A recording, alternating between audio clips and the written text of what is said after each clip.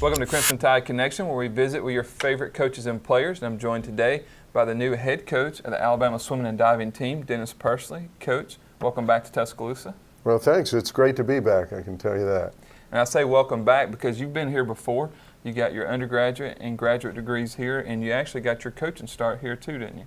That's right. It was about 40 years ago that I finished up my swimming career here and started my coaching career. I was a volunteer coach on Don Gambrell's first year of staff. So it's just great to have an opportunity to go full circle, and I've had crimson in my blood ever since I left here, so it's a lot of fun to be back. It's a pretty good time to be back here in Tuscaloosa. They kind of nicknamed it Title Town, with 4 teams winning national championships. So you know that Alabama has the tools necessary to win a championship, don't you?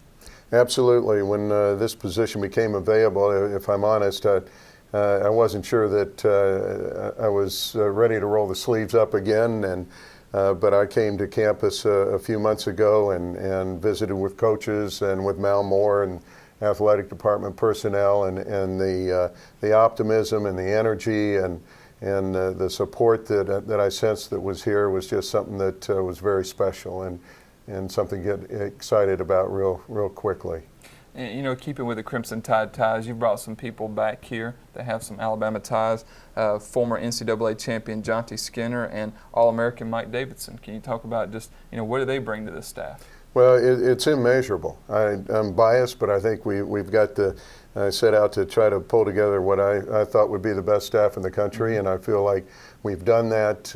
We've got a great mixture of veteran experience and kind of youthful energy. We've got some young coaches with fresh ideas and the enthusiasm, and Johnny and I have been around the block a few times, and Mike's just, everyone has a niche, and I think we've all got our strengths and weaknesses, and we've got a staff that complements one another real well and works together well. So that's a good foundation for us.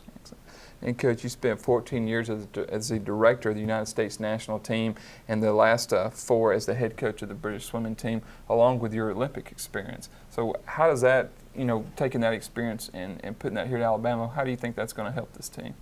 Well, I think any experience that you have at any level, hopefully you learn from that, and I've been very fortunate to have opportunities in a number of different countries and working with a lot of the top coaches and swimmers around the world, as has Jonty. And I think what we've learned from those experiences is hopefully going to be able to help and have an impact on this program. But as I said, we do complement one another, and I don't think there's a coach in the business that, as far as the technology is concerned, and that is more cutting edge than Johnny is, and it's just a pleasure to have him on board with us.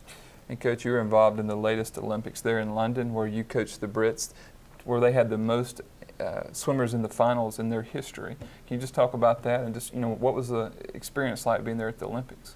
Well, it was a great experience. The Brits do a good job of hosting big events, and it was extremely well organized. They did a great job.